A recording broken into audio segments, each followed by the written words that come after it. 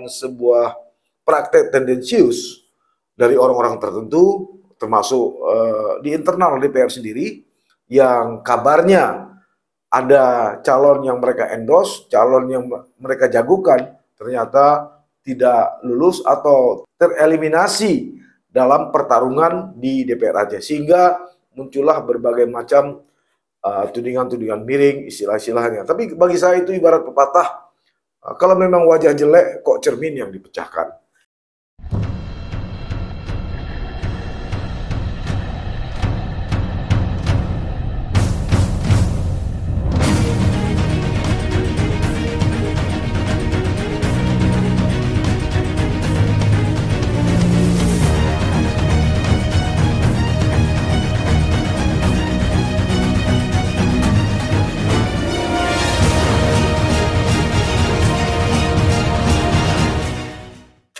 Assalamualaikum warahmatullahi wabarakatuh. Sahabat Titik Balik, kembali kita bertemu untuk mengupas isu-isu, masalah, data, peristiwa, dan fakta secara mendalam, tajam, dan tentu saja lugas, tanpa basa-basi. Bersama saya, Saleh Abdullah, di channel YouTube. Akan kita bahas kali ini mengenai hasil seleksi komisioner Komisi Independen Pemilihan atau KIP Aceh, atau di provinsi lain disebut KPU, yang baru saja berakhir dengan dilakukannya sidang paripurna DPR Aceh. Sahabat Titik Balik, setelah sempat dilanda kasak kusuk serta isu miring seputar adanya dugaan praktik transaksional atau bayar-membayar yang diungkap oleh Wakil Ketua Komisi 1 DPR Aceh, kini proses seleksi anggota KIP Aceh itu berakhir sudah. Jikapun kemudian ada yang tidak puas lalu mengajukan gugatan secara hukum, itu tentu saja hal biasa dalam iklim demokrasi. Tapi lepas dari itu, 7 nama telah ditetapkan sebagai komisioner KIP Aceh periode 2003-2028 oleh DPR Aceh. Ini sejalan dengan berlangsungnya sidang paripurna DPR Aceh Senin 24 Juli 2023 lalu di Banda Aceh. Artinya secara regulasi semua proses tuntas sudah, tinggal menunggu surat keputusan dari KPU Pusat dan pelantikan oleh Gubernur Aceh sebagai penanggung jawab utama terhadap keberlangsungannya proses pemilu 2024 yang jurdil di Aceh. Terkesan memang tak mau buang waktu ya. 2 hari kemudian atau Rabu 26 Juli 2023, rombongan DPR Aceh yang dipimpin Ketua Komisi 1 Iskandar Al-Farhaki menyerahkan dokumen usulan dan hasil penetapan DPRA tadi terhadap 7 anggota komisioner KIP Aceh terpilih kepada Ketua KPU Pusat atau KPU RI Hashim Asy'ari di gedung KPU RI Jalan Imam Bonjol, Menteng, Jakarta Pusat. Nah, ketujuh komisioner KIP Aceh itu adalah Hendra Darmawan. Sebelumnya dia adalah komisioner KIP Kabupaten Pidi. Ada nama Saiful di KIP Aceh Selatan. Ada Iskandar Agani Panwaslih Aceh Timur. Sebelumnya Iskandar juga pernah sebagai komisioner KIP Aceh Timur. Kemudian ada Muhammad Sayudi KIP Aceh Utara. Kemudian ada Agusni. Ini Agusni sudah 15 tahun. KIP Kota Langsa 2 periode ditambah KIP Aceh 1 periode. Saya kira ini cukup lama sudah. Bisa ngambil pensiun nih. Kemudian ada nama Ahmad Mirza Safadi, seorang akademisi Fakultas Hukum Universitas Syah Kuala Banda Aceh. Juga ada nama Khairunisa, aktivis NGO yang juga sebelumnya menjadi staf di Badan Reintegrasi Aceh. Dari 7 nama tersebut, hanya 2 yang tidak memiliki atau belum pernah menjadi komisioner KIP. baik di provinsi maupun kabupaten kota, yaitu Ahmad Mirza Safwani dan Khairunisa. Begitupun bukan berarti mereka tidak paham soal tata laksana penyelenggaraan. Ahmad Mirza Safwani misalnya skripsi S1-nya justru tentang KIP Aceh, termasuk beliau adalah atau dia adalah narasumber pada sejumlah seminar maupun diskusi-diskusi mengenai penyelenggara pemilu sebelumnya. Ini bermakna 5 di antara komisioner KIP Aceh terpilih itu merupakan sosok atau figur yang menurut saya mumpuni dan berpengalaman sebagai penyelenggara. Jadi kalau ada yang berpendapat atau meragukan kemampuan mereka, tentu saja itu pemikiran dan pernyataan yang sesat kalau menurut saya, jika melihat latar belakang mereka. Kecuali itu mereka pun kemarin bersaing atau bertarung antar teman sendiri, baik mantan komisioner KIP maupun yang saat ini sedang atau sebelumnya juga bersama-sama menjadi komisioner baik di provinsi maupun kabupaten kota. Karena itu menurut saya pernyataan-pernyataan dan pemikiran sesat tadi itu hanya persoalan sikap ketidakpuasan dan sebuah praktek tendensius dari orang-orang tertentu, termasuk di internal DPR sendiri, yang kabarnya ada calon yang mereka endorse, calon yang mereka jagokan, ternyata tidak lulus atau tereliminasi dalam pertarungan di DPR Aceh. Sehingga muncullah berbagai macam tudingan-tudingan miring, istilah-istilahnya. Tapi bagi saya itu ibarat pepatah, kalau memang wajah jelek, kok cermin yang dipecahkan. Ini mensikapi situasi dan kondisi yang ada. Karena itulah seperti periode sebelumnya, kini sejumlah harapan disandarkan rakyat Aceh kepada sang pengadil demokrasi ini agar pemilu 2024 dapat berjalan secara lebih bermartabat di Provinsi Aceh. Partai politik saya kira juga menuntut hal yang sama, menginginkan pemilu 2024 di Aceh berlangsung benar-benar jujur dan adil, profesional, tanpa ada tekanan dari pihak manapun, dari kelompok manapun. Tentu ini bukan tuntutan yang luar biasa, tapi lazim dan wajar saja menurut saya, sebab mereka menjalankan regulasi, yaitu undang-undang dengan berbagai turunannya. Selain itu, Komisioner KIP Aceh juga melayani manusia yang bertarung di ranah politik, kontestasi demokrasi 5 tahunan, mulai dari pileg dan pilpres hingga pilkada, tentu saja penuh dinamika, pro dan kontra, suka dan tidak suka. Karena itu belajar dari periode sebelumnya, potret suram wajah KIP Aceh atau di daerah lain disebut KPU tetap saja terjadi. Salah satu yang paling krusial menurut saya adalah gagalnya pelaksanaan pilkada Aceh secara serentak pada 2022 lalu. Ini sebenarnya menjadi dosa warisan dari Komisioner KIP Aceh periode sebelumnya. Kenapa? Karena mereka berdalih mengikuti regulasi nasional. Sehingga Komisioner KIP Aceh ketika itu menjadi tak berdaya, walaupun Aceh memiliki amunisi yang cukup kuat, yaitu Undang-Undang Nomor 11 Tahun 2006 tentang pemerintah Aceh.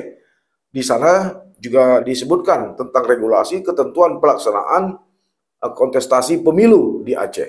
Ketentuan itu mengatur tentang kekhususan dan keistimewaan Aceh, diantaranya hal-hal politik, ekonomi, budaya, dan sebagainya.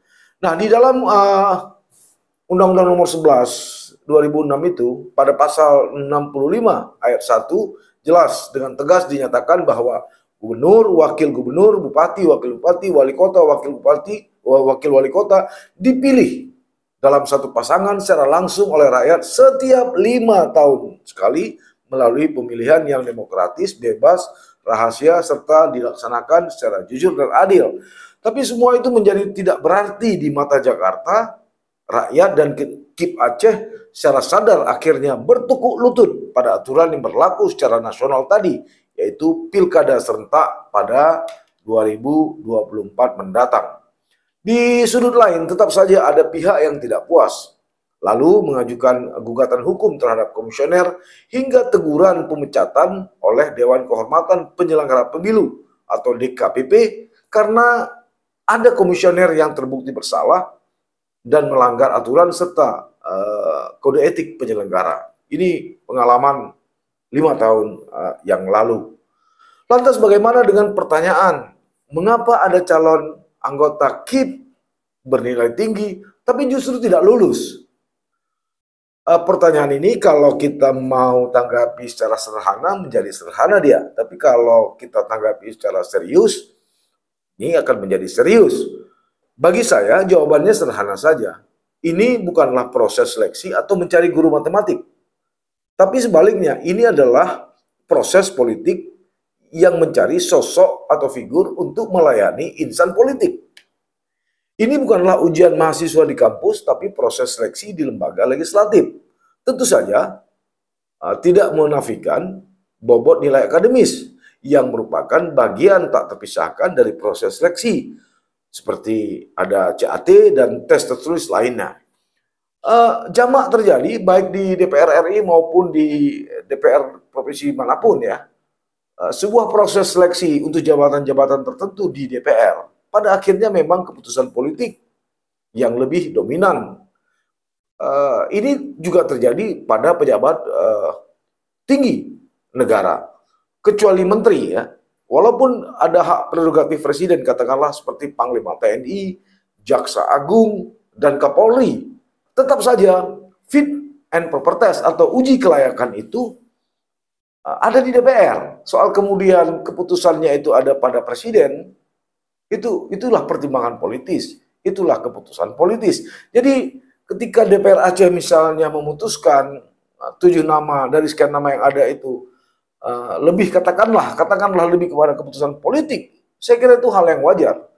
Karena itu dibutuhkan sosok komisioner yang tidak hanya atau bukan hanya cerdas dari sisi intelektual seperti tadi memiliki nilai yang tinggi, tapi juga dibutuhkan sosok kecerdasan sosial, kecerdasan emosional dan komunikatif.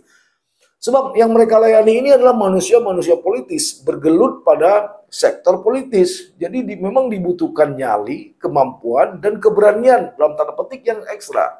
Jadi tidak bisa, katakanlah misalnya seorang akademisi menjadi komisioner lalu menganggap para politisi ini seperti mahasiswanya. Ini akan terjadi pergesekan yang luar biasa nantinya.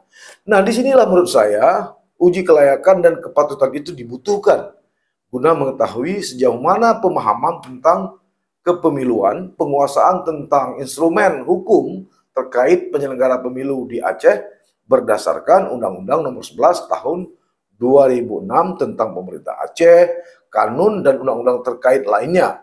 Serta itu tadi integritas, komitmen, dan motivasi serta kematangan spiritual.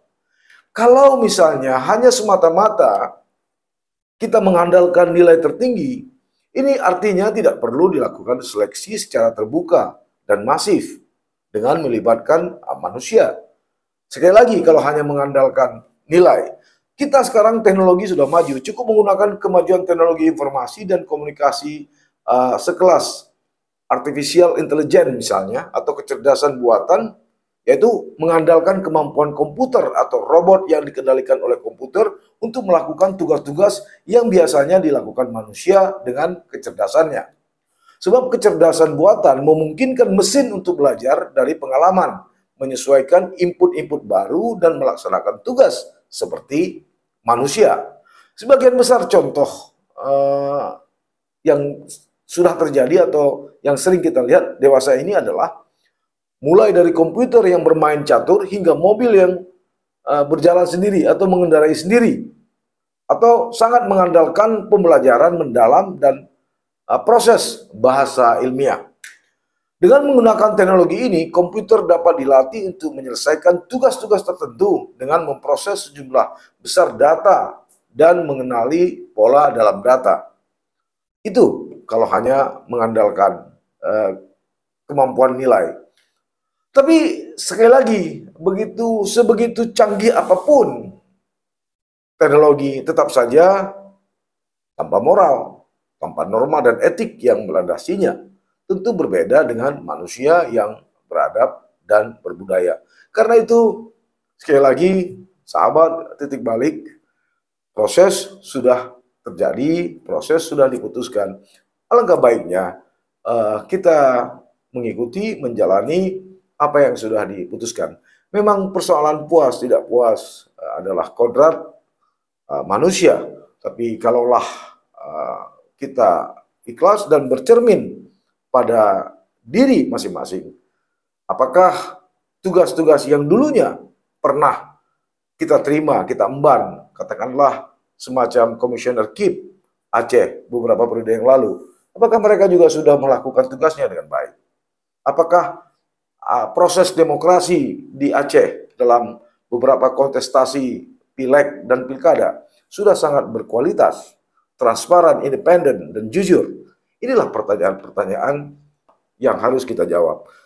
Begitu juga pertanyaan ini yang harusnya dijawab oleh 7 komisioner KIP Aceh terpilih periode 2023-2028.